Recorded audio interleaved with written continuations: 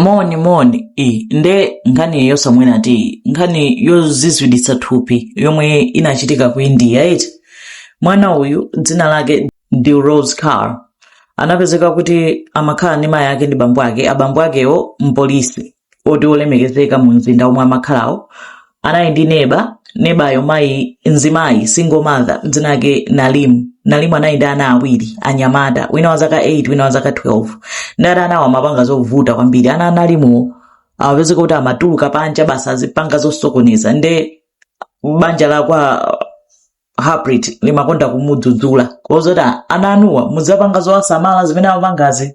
Anapezeka kuti akuti Nalimu zimamwinyasa kwa basi, nde amasunga grudge nde basa anthu amakhala nanga simane basi nanga atani nthawi nkumapita.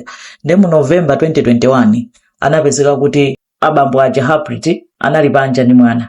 Kenako analowa nyumba kaya makatenga chani mene amatuluka anapeza Dilrose kulibe wa zaka ziwiri.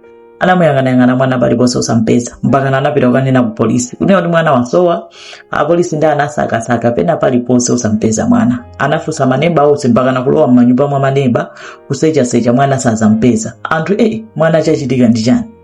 Nde sechani kenako apolisi anali yayi ngati mwana amasewera pompa tatenti yang'aneni ma CCTV onse amene ali mu mzindawo amene ali pafupi kunena kuti ngati wina wamtenga mwana ali panjapa apezeka pena pake. Anapeza tukanga na CCTV anapezadi kunena kuti mwana uja anatengedwa panjinga amene anamtenga kukhala neba uja mayi uja Nalimu wantenga mwana manjinga kupita naye. Koma Nalimu anafusidwa ananena kuti iye saziwa china chilichonse ndipo amathandiza nawo kutsaka mwana uja. Na polisi anapita soka mtenga Nalimu uja kuti umesa mwana kuti suziwa kuti mwana ali kuti ukusonyeza kuti iweyo ndi amene wantenga mwana ukupita naye kuti.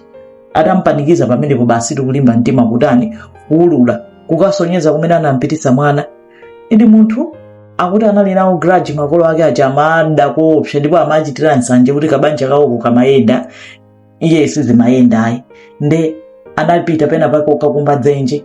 Nde atangonora abambo ache alowa nyumba anamuba mwana uja kukwera naye njinga ulendo naye kupita kuli dzenje kuja atanamubwiritsa mwana doti kumukwirira wa moyo nkumabwerera basi kukhala ngati zonse zabwinobwino. Kwaona anthu achamba dumpha mwana wasowa iwo nkumadumpha nawo mpaka nakumadziwa kuti mwana ndamkwirira. Pa nthawi ina iliyonse akanatha kupanga zone kuti mwana uja akachotsedwepo. Mmene apolisi amakantenga mwana atamwalira nde unali mulandu woopsa nkhani yoopsa. Kuchoka 2021 milandu inali kupitirirabe mpaka na last week Nalimu wapangidwa sentence to death. Anena kuti anyongedwe ndipo amunyonga ndi chingwe kunena kuti amulange chifukwa cha nkhanza zoopsa zochititsa mantha zomwe munthu wamayi wapanga pa mwana wanzake. Nde mavidiyo ake makolo ake amwana akulira mpaka lero akadalirabe kuti amayiwo akuti satha kugona tulo akamaganizira kuti mwana wawo anavutika choncho anazunzika choncho.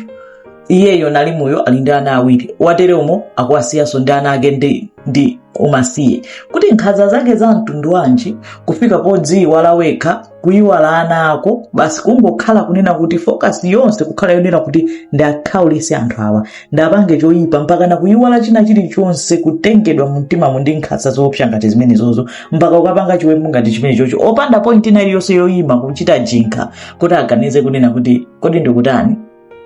Dziko litu timakhala ndi anthu opsa. Imene ndi nkhani yomwe ikuchitika ku India ikadali nkati dziko mwambiri. मैं ना तो सर मेरे को कोई वर्ड नहीं जितना तो मैं धन्यवाद कर सका सर मैं बिल्कुल मेरी तड़फना खत्म हो गई जी मैं दिन रात तड़फदी थी ना।